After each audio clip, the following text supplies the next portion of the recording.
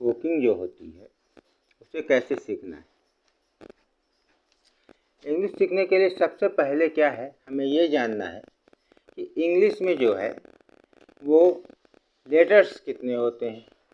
क्योंकि किसी भी भाषा को समझने के लिए हमें पहले उसके लेटर्स के बारे में जानना पड़ता है। तो इंग्लिश में टोटल 26 लेटर्स होते हैं।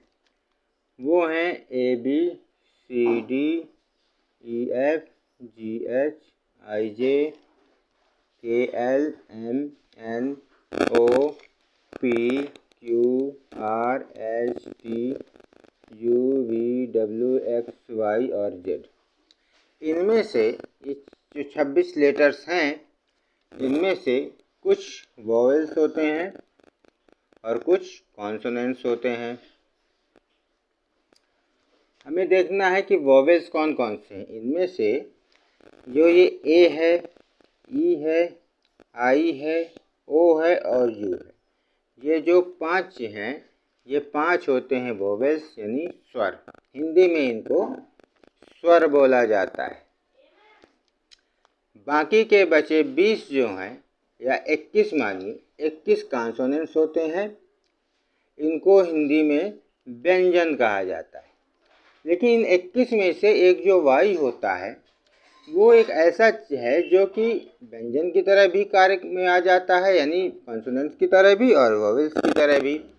इसको हम सेमी वोवेल बोलते हैं। क्या बोलते हैं? सेमी वोवेल बोलते हैं। ये तो क्लियर हो गया कि जो लेटर्स हैं कितने हैं? 26। उनमें से वोवेल्स कितने हैं? 5 और कॉन्सोनेंट्स कितने हैं? 21। इन्हीं के आधार पर हमें स्वर का पता लगता है। जैसे उच्चारण ए का आ और ए या ए की तरह भी उच्चारण होता है, बी का बा की तरह उच्चारण होता है, सी का सा और कभी कभी का की तरह भी उच्चारण किया जाता है। ठीक है।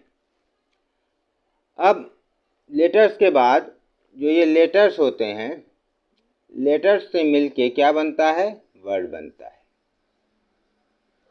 और कई वर्ड मिलते हैं तो सेंटेंस बनते हैं।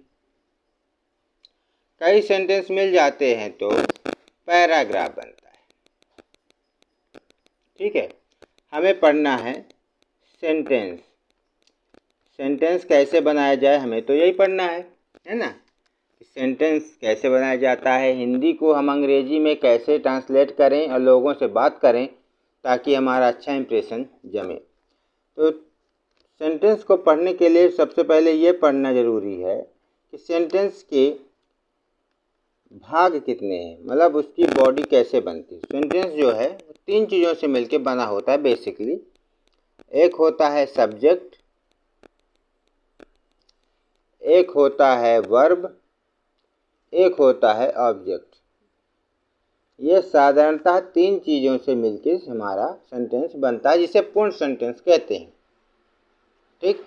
कुछ सेंटेंस और ऐसे भी होते हैं जिनमें या तो सब्जेक्ट नहीं होगा, या तो ऑब्जेक्ट नहीं होगा, या तो वर्ब नहीं होगा। तीनों में से कोई ना कोई मिसिंग होता है। तीनों नहीं होते, उनको बोलते हैं इम्परेटिव सेंटेंस। इम्परेटिव सेंटेंस बोलते हैं। जैसे मैं जाता हूँ, आई गो। इसमें ऑब्जेक्ट नहीं है। क्या नहीं है? इसमें ऑब्जेक्ट नहीं है। चाय लाओ, चाय लाओ। इसकी कैसे बनाएंगे? Bring T. इसमें ना तो सब्जेक्ट तो नहीं है। ठीक। सब्जेक्ट, इसमें सब्जेक्ट का अभाव है। तो कुछ ऐसे सेंटेंस भी होते हैं। अब सब्जेक्ट जो सेंटेंस होते हैं, इनमें जो सब्जेक्ट है ये है क्या? सब्जेक्ट कहते किसे हैं? आइए हम ये समझते हैं। तो दोस्तों, सब्जेक्ट उसे कहते हैं जिसके द्वारा कोई कार्य किया जाता है। जैसे राम बाजार जाता है, राम बाजार जाता है। इस सेंटेंस में जो ये राम है ये क्या है, ये जाने का कार्य कर रहा है। तो जिसके द्वारा कार्य किया जा रहा है वो होता है सब्जेक्ट। तो यहाँ पे राम क्या है, राम सब्जेक्ट है। इसको कैसे बनाएंगे, राम सब्जेक्ट पहले लिखा जाता है, फिर जाने का वर्ब क्या है, जाना। तो इसमें गो मीन्स जाना होगा, तो गोज लगेगा। इसमें ईएस क्यों लग रहा है ये हम आपको आगे समझाएंगे। गोज टू कहाँ जाता है, मार्केट। ठीक है, तो सब्जेक्ट क्या हुआ, जो भी नाम है। जैसे सब्जेक्ट कितने प्रकार के होते हैं, ही हो गया, सी हो गया, इट हो गया, कोई नेम हो गया जैसे राम, मोहन, सोहन इत्यादि, नेम हो गया, आई हो गया, वी हो गया, यू हो गया, दे हो गया, देम हो गया, हिम हो गया, हर हो गया। ये सभी क्या है, सब्जेक्ट माने जाते हैं। सब्जेक्ट कैटेगरी में इनको रखा जाता है उपयोग के आधार पर। दूसरा जो होता है वो होता है वर्ब। सेंटेंस का दूसरा भाग क्या है, दूसरा पार्ट है वर्ब। वर्ब का मतलब होता है क्रिया। कोई भी जो सब्जेक्ट है वो जो क्रिया करता है, क्रिया मतलब वो सोता है, खाता है, उठता है, बैठता है, जाता है, आता है ना, चलता है, जो भी करता है वो क्या है, वो है नाचता है, गाता है, वो क्या है, वो वर्ब है। अब कोई भी सेंटेंस लिखा है जैसे सीता नाचती है, तो कोई भी सेंटेंस लिखा है तो उसमें हम कैसे जाने कि इसमें वर्ब क्या है। तो जिस भी शब्द से ना का भाव आता हो, किसका, ना का भाव। जैसे नाचती में नाचना, तो नाचना आएगा। तो जिसमें भी ना लिखा हो या ना लिखने का भाव आता हो उसमें यह मानना चाहिए कि वो क्या है, वर्ब है। जैसे सोना, उठना, बैठना, जागना, आना, जाना, खाना, पीना, रहना, नाचना, गाना इत्यादि क्या है, वर्ब हैं। अब जो इसको कैसे बनाएंगे, इसको बनाएंगे सीता डांसेस, सीता नाचती है ना। अब जो ये वर्ब है, ये वर्ब बेसिकली दो प्रकार की होती है। कितने प्रकार की, दो प्रकार। कौन कौन सी, पहली होती है हेल्पिंग वर्ब और दूसरी होती है मेन वर्ब। हेल्पिंग वर्ब क्या काम करती है, ये हमें क्या बताती है, टाइम बताती है हेल्पिंग वर्ब। और मेन वर्ब हमें बताती है क्या, ये बताती है कि ये एक्शन क्या हो रहा है। तो हेल्पिंग वर्ब टाइम बताती है, मेन वर्ब एक्शन बताती है। ठीक है, इतना क्लियर है। अब ये क्या होती है हेल्पिंग वर्ब, क्या होती है मेन वर्ब, कहाँ लगती है, ये हम आगे डिस्कस करेंगे। तीसरा जो भाग है वो होता है ऑब्जेक्ट। ऑब्जेक्ट मतलब होता है कर्म, मतलब सब्जेक्ट जो भी एक्शन की करता है, किस पे करता है, तो जिस पे एक्शन किया जाता है वो होता है ऑब्जेक्ट। ऑब्जेक्ट कितने को हम कैसे डिफाइन करेंगे, जैसे सुरेश क्रिकेट खेलता है, तो इसमें क्या है, सब्जेक्ट तो हो गया सुरेश, ये हो गया सब्जेक्ट हमारा। ठीक, खेलना ये हो गई हमारी वर्ब। अब क्या खेलता है, जिस पर कार्य किया जा रहा है, तो क्रिकेट पर कार्य हो रहा है ना, क्रिकेट को खेला जा रहा है। ये जो क्रिकेट है ये हमारा क्या हो गया, ये हमारा हो गया ऑब्जेक्ट। अब कैसे बनाएंगे इसको बनाएंगे सुरेश खेलना का मीन्स होता है प्ले, प्लेस हो जाएगा, क्या खेलता है, क्रिकेट, क्रिकेट हो जाएगा। ठीक, इस तरह बनाएंगे। अब ये तो हो गया इम्परेटिव सेंटेंस की बात, मतलब सेंटेंस के इतने क्या होते हैं, भाग होते हैं। अब जो ये सेंटेंस हैं ये दो प्रकार के होते हैं। एक होते हैं इम्परेटिव सेंटेंस, एक होते हैं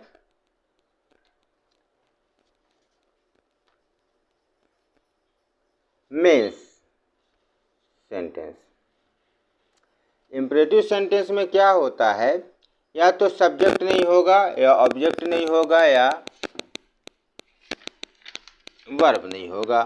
तीनों में से कुछ ना कुछ मिसिंग होता है। हम आगे पढ़ रहे हैं आपसे आप इम्परेटिव सेंटेंस।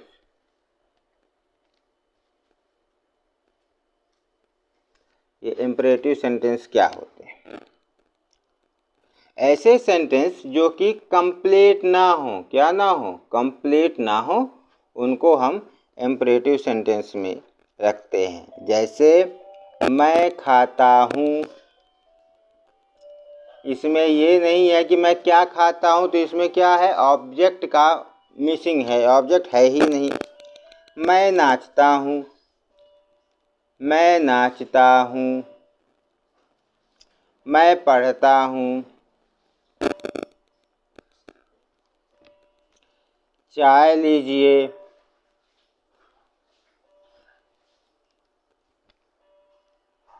आने दो। ये सभी क्या हैं? ये सभी अपूर्ण वाक्य हैं। अपूर्ण वाक्य मतलब इम्परेटिव सेंटेंस। अपूर्ण क्यों? क्योंकि इसमें पूर्णता के लिए सब्जेक्ट, वर्ब और ऑब्जेक्ट की आवश्यकता होती है, तो ये कंप्लीट नहीं होते। इनमें या तो सब्जेक्ट नहीं होगा या ऑब्जेक्ट नहीं होगा। जैसे मैं खाता हूँ का आई ईट, मैं नाचता हूँ आई डांस,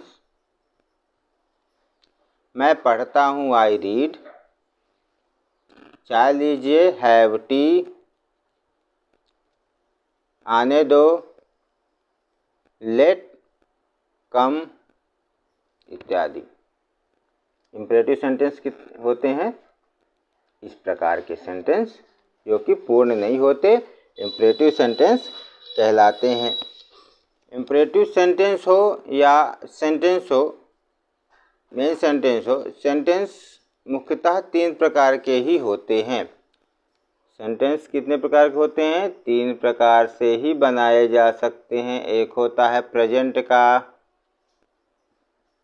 एक होता है पास्ट का, एक होता है फ्यूचर का।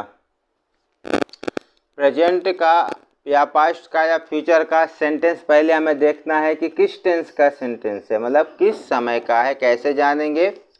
जिन भी वाक्यों के अंत में है, ही, हूँ, हो आदि आता हो वो प्रेजेंट के वाक्य होंगे।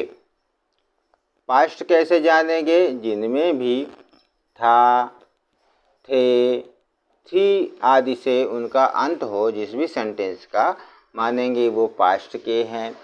फ्यूचर के लिए जिनका भी अंत गा, गे, गी आदि से अंत होता हो वो फ्यूचर के सेंटेंस माने जाएंगे।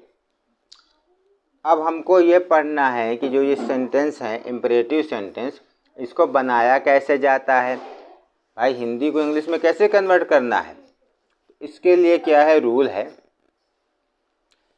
कि कुछ नहीं देखना है। प्रेजेंट के लिए इज, एम और आर पर डिपेंड होना है।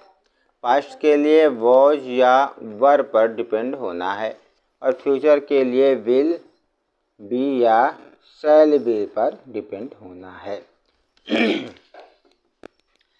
तो सेंटेंस कितने प्रकार के होते हैं? तीन प्रकार के होते हैं, प्रेजेंट, पास्ट और फ्यूचर।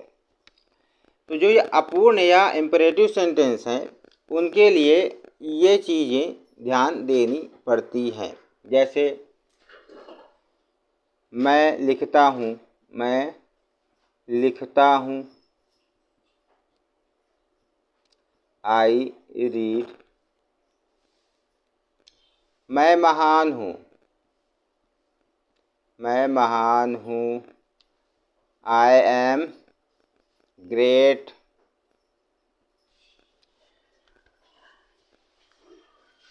तुम मूर्ख हो, यू आर इडियट। अब किसमें क्या लगना है? इज एम आर जो है, इज किस में लगना है, एम किस में लगना है और आर किस में लगना है, ये पढ़ना है। तो ही, शी, इट या कोई नेम हो तो उसमें क्या लगना है, उसमें इज का प्रयोग करना है। अगर आई हो तो आई के साथ एम का प्रयोग करना है, और अगर यू है, दे है, वी है और प्लूरल है यानी बहुवचन है तो उसके साथ आर का प्रयोग होगा। अब आप ये समझिए कि जो ये ही है इसका भी मतलब होता है वह, और सी का भी मतलब होता है वह, इट का भी मतलब होता है वह। तो अंतर कैसे जानेंगे? तो जो लड़का है, अगर लड़के का भाव आता है तो उसके लिए ही का प्रयोग होगा, लड़की है तो उसके लिए सी का प्रयोग होगा, और अगर निर्जीव है या कोई पशु है तो उसके लिए इट का प्रयोग किया जाता है। ठीक है, यहाँ क्लियर? चलिए अब हम इज एम आर के बारे में ही पढ़ते हैं।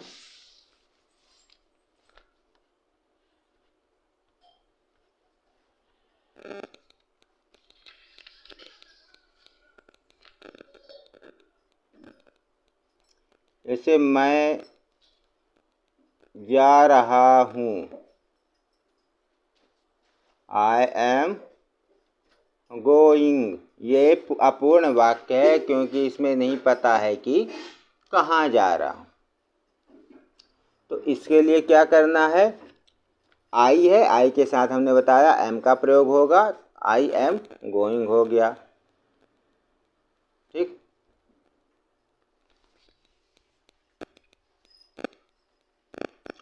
यहाँ तक क्लियर है?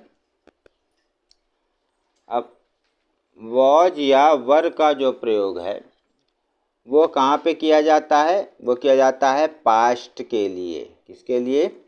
पास्ट के लिए। जैसे मैं जा रहा था,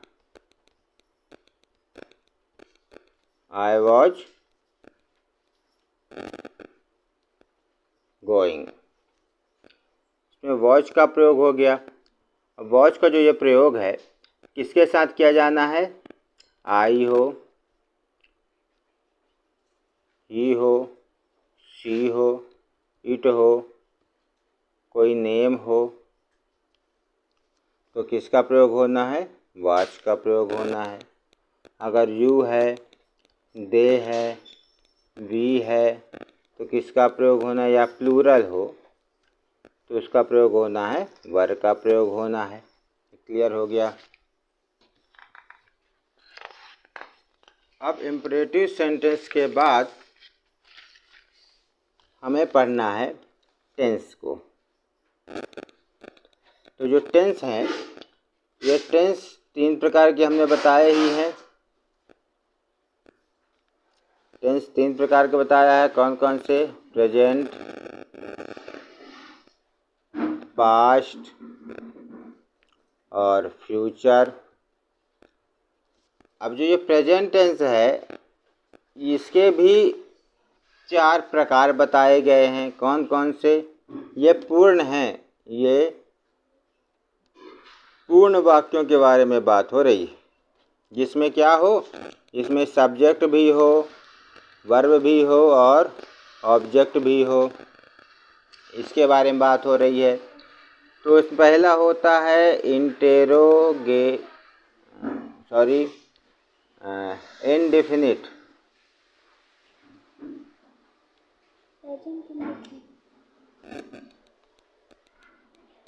टेंस। दूसरा होता है कॉन्टिन्यूअस टेंस।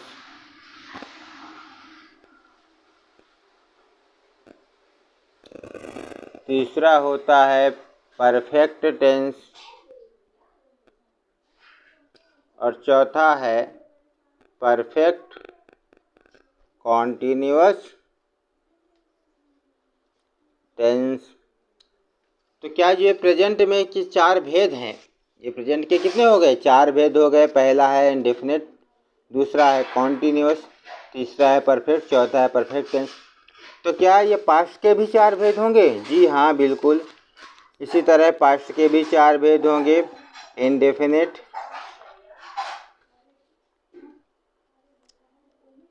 कॉन्टिन्यूअस, परफेक्ट और परफेक्ट कॉन्टिन्यूअस। इसी तरह फ्यूचर के भी 4 होंगे। जी हाँ, बिल्कुल, फ्यूचर के भी 4 होंगे। Indefinite, continuous, perfect, perfect continuous.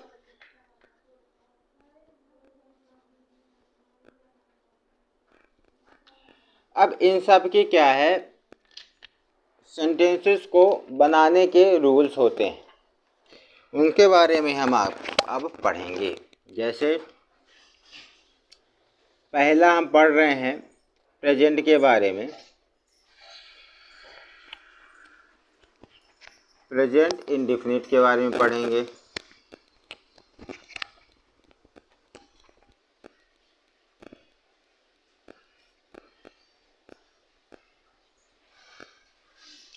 Present indefinite tense के बारे में। इसकी पहचान क्या है?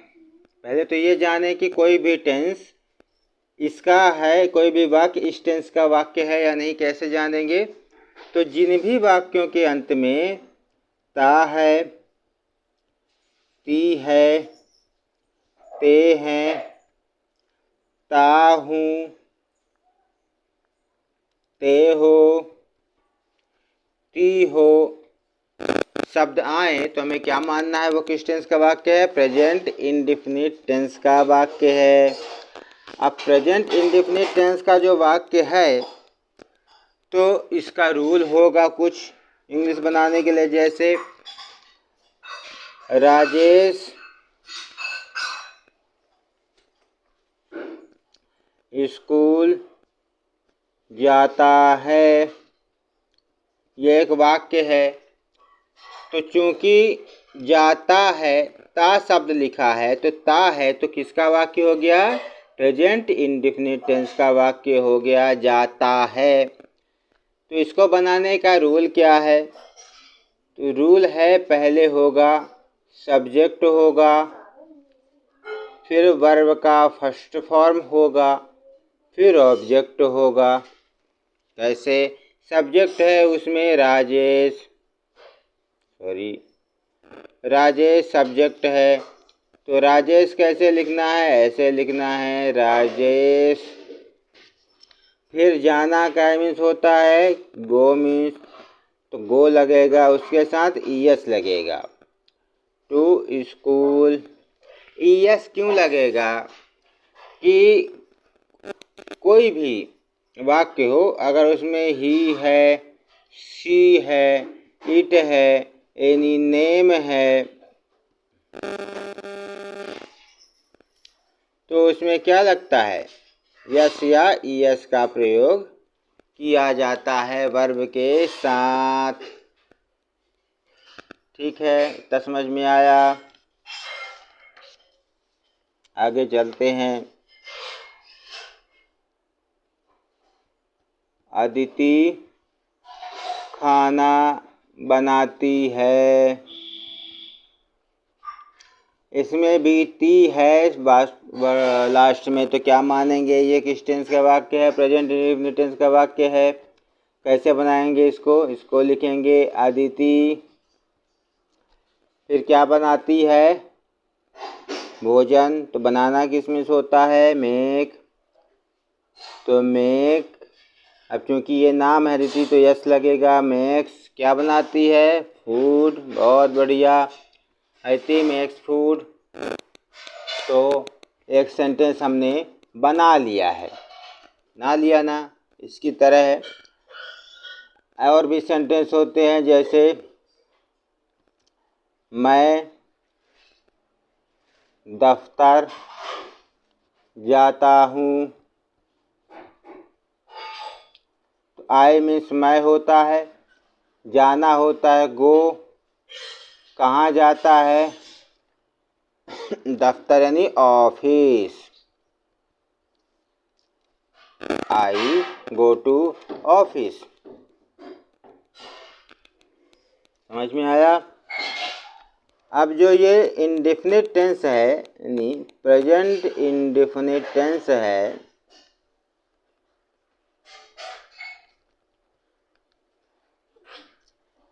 इसमें जो सेंटेंस होते हैं वो 4 प्रकार से बनाए जाते हैं। जैसे एक होता है अफर्मेटिव सेंटेंस। अफर्मेटिव मतलब होता है साधारण वाक्य। दूसरा होता है इंटेरोगेटिव, मतलब होता है प्रश्नवाचक। तीसरा होता है नेगेटिव, मतलब होता है नकारात्मक। और अंत में होता है इंटेरोनेगेटिव, मतलब प्रश्नवाचक नकारात्मक। अब इसको समझते हैं। साधारण मतलब ये होता है जिसमें ना तो प्रश्न पूछा जा रहा हो, ना ही ना बोला जा रहा हो। साधारण वाक्य है। तुम जाते हो, तुम स्कूल जाते हो, तुम ऑफिस जाते हो, तुम खाना खाते हो, तुम डांस करते हो, तुम पढ़ते हो, किताब पढ़ते हो। तो इस किस में आएंगे ये? अफर्मेटिव सेंटेंस में। दूसरा इंट्रोगेटिव मतलब प्रश्न। अगर हम किसी से प्रश्न पूछते हैं, अब सिर्फ क्या है, साधारण वाक्य थोड़ी बोलेंगे, प्रश्न भी पूछेंगे। तुम कहाँ जाते हो, तुम क्या करते हो, तुम क्यों नहीं नहाते हो, है ना, प्रश्न भी पूछेंगे हम। और नकारात्मकता भी उसमें झलकेगी। तो प्रश्न वाले जितने भी वाक्य आएंगे वो किस में आएंगे? इंटरोगेटिव सेंटेंस में। नेगेटिव में क्या आएगा? मैं नहीं जाता हूँ, मैं नहीं खाता हूँ। राकेश गाड़ी नहीं चलाता है। सुरेश काम नहीं करता है। तो ये क्या है? ये नकारात्मक वाक्य होंगे। इंट्रोनेगेटिव में क्या होता है? इसमें प्रश्न भी पूछा जाता है और ना भी बोला जाता है। जैसे क्या तुम बाजार नहीं जाते हो? वह खाना क्यों नहीं खाता है? तो ये कैसे वाक्य हैं? ये इंट्रोनेगेटिव का वाक्य है। इसके बारे में अभी डीपली पढ़ेंगे, समझते हैं का प्रयास करेंगे अच्छे से कि प्रेजेंट इंडेफिनिट टेंस में जो ये सेंटेंस है, ये सेंटेंस 4 प्रकार के होते हैं। पहले तो टेंस मतलब काल होता है। तो काल के पढ़े हमने कि काल जो है वो 3 प्रकार के होते हैं। शुरू में रिवाइज करते हैं। काल जो टेंस है 3 प्रकार के होते हैं। कौन कौन से? प्रेजेंट पढ़ा हमने, पास्ट पढ़ा हमने और फ्यूचर पढ़ा हमने। तो टेंस 3 प्रकार के हो गए। अब हाँ, जो प्रेजेंट है या पास्ट है या फ्यूचर है, इनके 4 भेद हमने पढ़ लिए। पहला था इनडिफिनिट, फिर था कॉन्टिन्यूअस, फिर परफेक्ट और अंत में परफेक्ट कॉन्टिन्यूअस। ये हमने पढ़ा। ये इसमें भी था, इसमें भी था। ये हमने 4 पढ़े। टेंस के 3 प्रकार हुए, तीनों के 4 प्रकार हुए। अब ये चारों के जो हैं, जैसे इंडेफिनिट का हम पढ़ रहे हैं, तो इंडेफिनिट के भी जो टेंस है, इसके जो सेंटेंस हैं वो 4 प्रकार से सेंटेंस बनते हैं। किसी में साधारणतः बात हो रही है, किसी में प्रश्न पूछा जा रहा है, किसी में ना बोला जा रहा है, किसी में प्रश्न के साथ साथ ना बोला जा रहा है। तो उनके बारे में हम अगली क्लास में पढ़ेंगे। धन्यवाद।